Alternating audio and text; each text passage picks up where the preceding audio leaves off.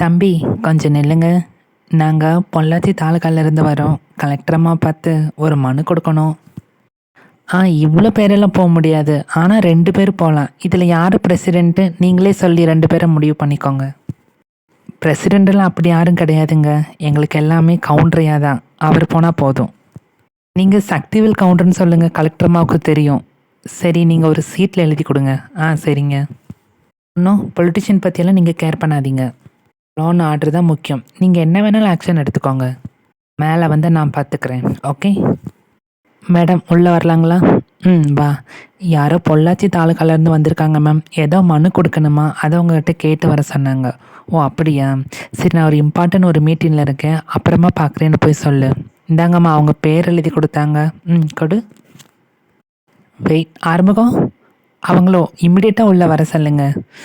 Sir, நீங்கள் கொஞ்சம் ஒரு 10 நிமிஷம் வெளியே இருக்கீங்களா? ஒரு இம்பார்ட்டன்ட் மீட்டிங் இருக்குது, நான் முடிச்சுட்டு நானே உங்களுக்கு கால் பண்ணுறேன். Okay ma'am. வணக்கங்க. வணக்கம். உட்காருங்க.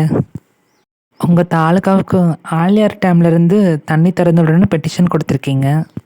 நீங்கள் உட்காரலாம். ஆல்ரெடி இந்த ஆலியார் டேம்லேருந்து நாங்கள் ஆல்ரெடி தண்ணி திறந்து விட்டுருக்கோமே.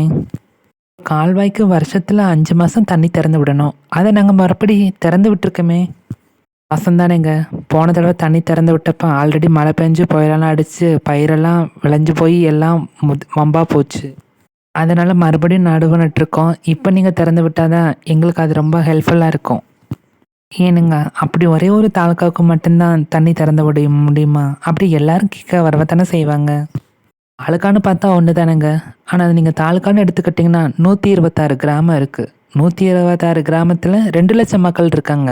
நீங்கள் அந்த 2 லட்சம் மக்களை பாருங்களேன். நீங்கள் சொல்கிறது எனக்கு நல்லாவே புரியுது. இருந்தாலும் தனியாக நான் இதை டிஸ்கஷன் எடுக்க முடியாது. ஒரு நிமிஷம். ஹலோ, நான் லாயர் சுமித்ரா பேசுகிறேன். வர 15th அன்னைக்கு எனக்கு வெட்டிங் டே. நீங்களும் உங்கள் ஹஸ்பண்டு கண்டிப்பாக அன்றைக்கி நீங்கள் வரணும். ஐயோ சாரி, அன்னைக்கு மாமனாரோட பிறந்தநாள். நானே என் ஹஸ்பண்டும் கோயிலுக்கு போவோம். அதனால் என்னால் வர முடியாது, தப்பாக நினச்சிக்காதீங்க. இன்னொரு நாள் கண்டிப்பாக நான் வரேன். It's okay, no problem. நான் இம்பார்ட்டான ஒரு மீட்டிங்கில் இருக்கேன். நான் அப்புறமா உங்களுக்கு கால் பண்ணட்டுமா? ஓகே. ஆமாம், கேட்க மறந்துட்டேன். உங்கள் சன் எப்படி இருக்காங்க? நல்லா இருக்காங்களா? என் சன்னா அப்படியே அவங்க தாத்தா மாதிரி, குணத்துலேயும் சரி உருவத்துலேயும் சரி. நான் எதுக்கும் அந்த டிவிஷனல் இன்ஜினியர்கிட்டையும் மினிஸ்டர்கிட்டையும் பேசிவிட்டு உங்களுக்கு நல்ல ஒரு முடிவாக சொல்கிறேன். கண்டிப்பாக நான் உங்களுக்கு ஃபேவராக பண்ணுவேன், கவலைப்படாதீங்க. வரேங்க. வணக்கம். ஆனாலும் நம்ம கலெக்டர் அம்மா ரொம்ப புத்திசாலி. ஏன் அப்படி சொல்கிறேன்?